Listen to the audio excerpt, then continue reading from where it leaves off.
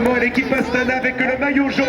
Alors, on va les retrouver dans un instant. Alberto Contador a bien envie d'être en première ligne pour recevoir l'accueil du public. Et je crois qu'ensemble, nous allons pouvoir applaudir les 156 coureurs de ce Tour de France qui vont apparaître, les peut-être sur la ligne d'arrivée dans un court moment.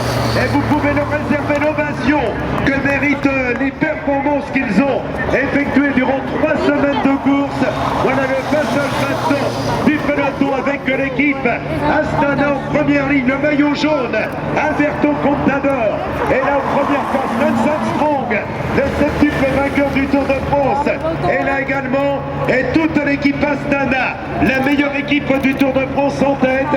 Au premier passage sur la ligne, c'est parti donc pour 8 tours de circuit et une belle image, celle du maillot jaune et de tous ses coéquipiers en tête de peloton. Exactement, l'équipe Astana qui est en tête du peloton, comme on l'a vu souvent durant ce tour avec Alberto Contador, bien sûr, qui est dans la roue, mais tout le monde est d'accord. On a passé la ligne maintenant, c'est parti pour le tourniquet, 8 tours de circuit et ça va d'avant de cesse que d'accélérer. D'ailleurs, j'ai l'impression qu'il y a déjà une première.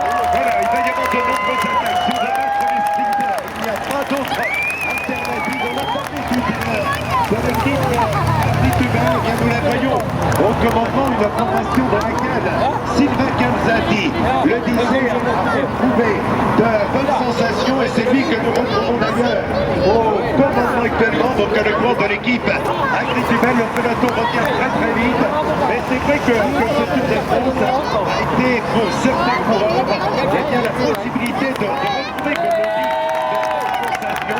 Et Sylvain Calzati est de cela, après 2 années difficiles, disait-il, il va terminer le Tour de France à un classement honorable qu'il l'incitera vraisemblablement à revenir l'année prochaine. On parlait tout à l'heure de l'historique du Tour de France et c'est vrai qu'aujourd'hui, eh bien, les coureurs vont avoir effectué 3450 km. Et Stéphane, vous me posiez comme question. On s'était demandé d'ailleurs, aujourd'hui on sait que ça fait à peu près 3500 km, mais il y a une époque où le Tour de France était bien plus long et on se demandait quelle était l'année où on avait fait plus de kilomètres. Je vais vous répondre, c'était 1926, le Tour de France le plus long de l'histoire du cyclisme. Il était de près de 5600 km. La victoire était revenue à Lucien Buis.